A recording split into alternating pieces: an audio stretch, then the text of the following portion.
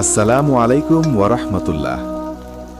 কুরবানি ঈদ শুধু আনন্দের দিন নয়, এটি ত্যাগ, ভালোবাসা আর আল্লাহর প্রতি পূর্ণ আনুগত্যের এক মহিমান্বিত শিক্ষা।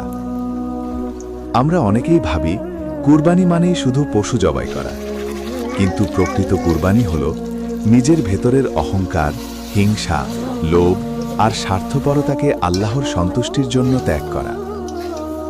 হজরত ইব্রাহিম আলাইহিসসালাম আমাদের শিখিয়েছেন আল্লাহর আদেশের সামনে সবচেয়ে প্রিয় জিনিসও ত্যাগ করতে হয়। তিনি তার প্রিয় পুত্র হজরত ইসমাইল আলাইহিসসালামকে কুরবানি করার জন্য প্রস্তুত হয়েছিলেন শুধুমাত্র আল্লাহর সন্তুষ্টির জন্য। এই ঘটনা শুধু ইতিহাস নয়, এটি ঈমানের সবচেয়ে বড় উদাহরণ।